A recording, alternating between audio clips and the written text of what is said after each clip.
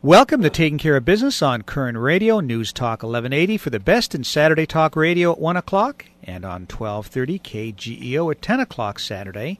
And for the best in Wednesday Talk Radio on 1410 KERI, Wednesday at 1 o'clock. And now on 1000 KKIM in Albuquerque, New Mexico. Your host is Clay Koerner, and I'm Marty Pay, and behind the big board is the producer's producer, Greg Held.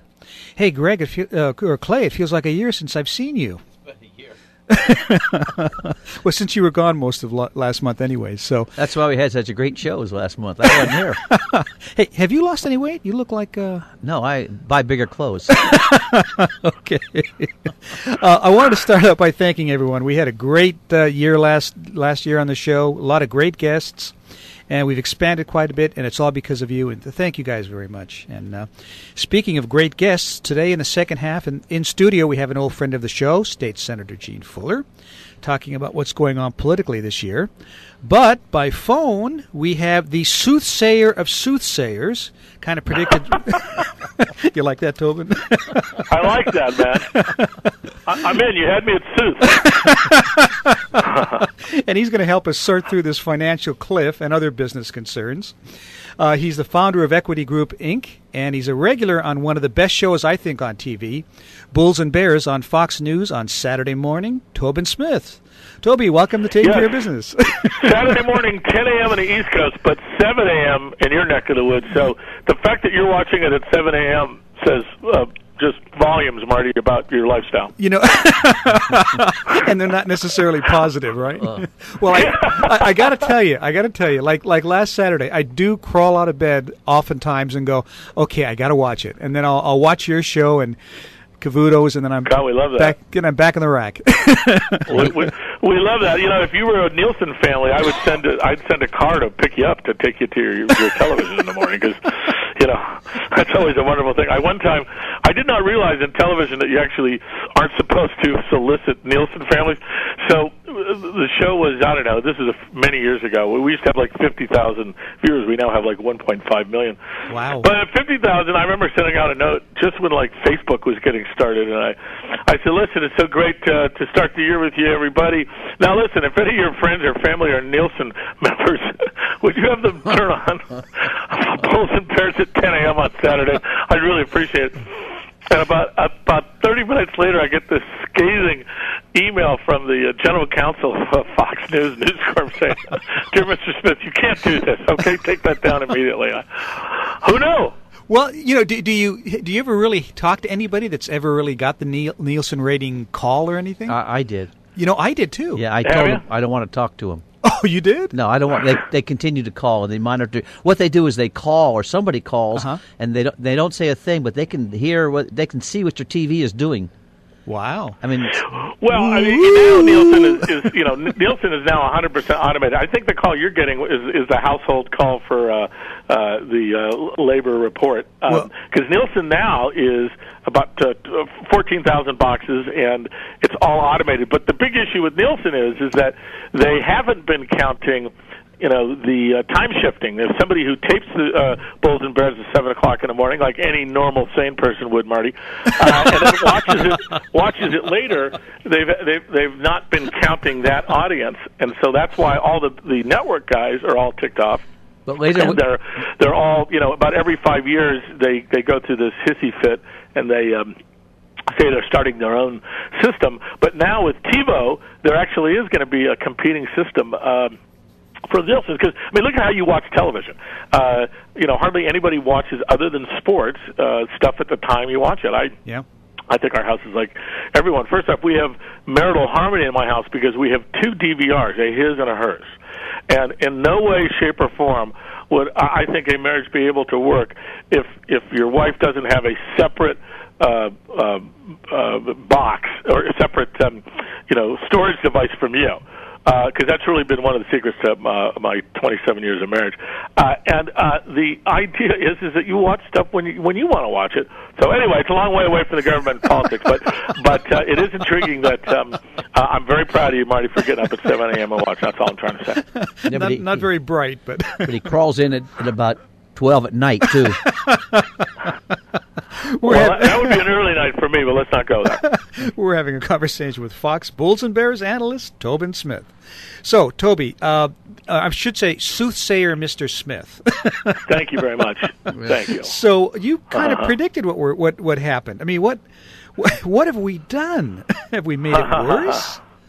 Well, I think what's interesting is, I mean, first off, from just a behavioral psychology standpoint, a small bacteria could have forecast what was going to happen. It did not take a lot of, real soothsaying. But it was interesting that our original, forecast was going to be at 11:45 on December 31st that they would miraculously come to a small down payment on this thing.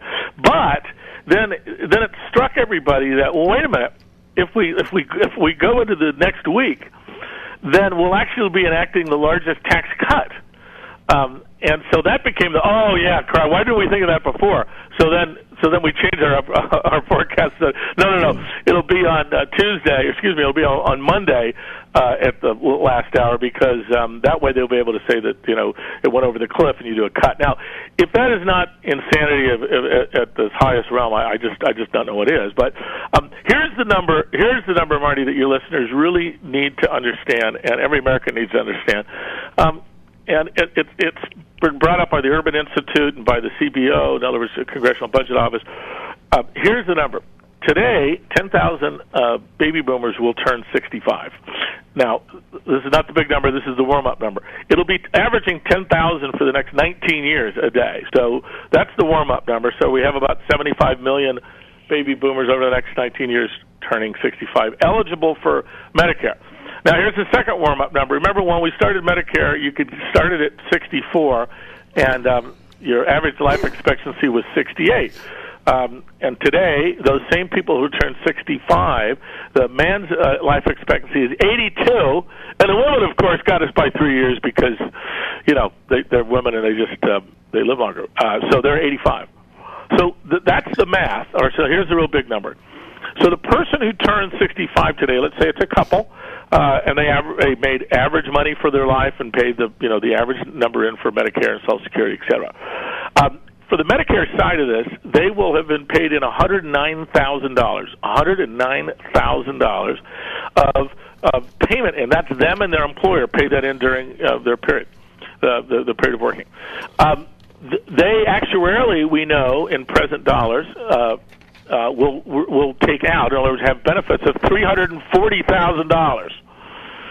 So the difference, this 241,000, whatever the number is, 231,000, comes from where?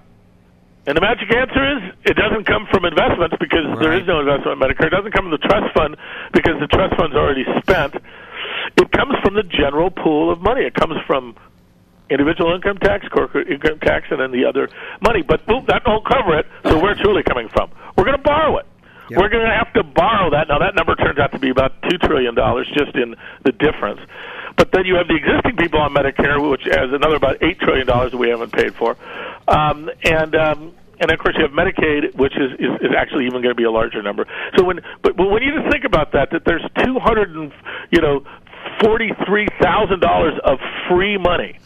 That's really what you're talking about. It's free money that you get if nothing changes. Because I got the numbers right. It's 109,000, and it's 343,000 of benefits out. So the difference in that is $234,000. Yep. Number one, why would anyone vote against someone who is would in effect lower that $234,000 of free money? Because we all deserve free money.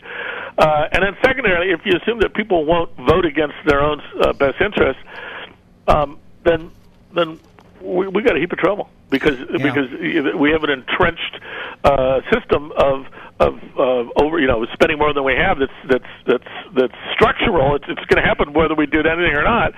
And the only way we're going to make the $234,000 up in difference would either be A, growing the economy, which was the old way, the old-fashioned way of doing this, or B, it would be to continue to borrow money with paying basically 3% for $1 trillion.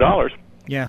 Every year, and so that's where we're at. So that's the big number. So any of the other hogwash that they talk about, let's cut this by $5 billion, let's cut this by $8 billion. is meaningless. It's not only a drop in the bucket, man. It's a drop in the ocean, and. Why this is not the beginning of the conversation, the middle of the conversation, and the end of the conversation? Because we have politicians who have given themselves a gerrymandered congressional district where in this last election, 75 or most of the people who won their district won it by more than 75% vote. So therefore. They won 70% of the votes versus 30% of the other guys. So we're locked in. I mean, unless we're to change the people who represent us, we're locked in. How about that? Toby, when we I know having you for 2 segments wasn't going to be enough time. I'm sorry. No, you're doing great. When we come back from the break, I want to pick up on the taxes, okay? We'll be back in a moment. We'll be back in a moment on Taking Care of Business on Koerner Radio, News Talk 1180.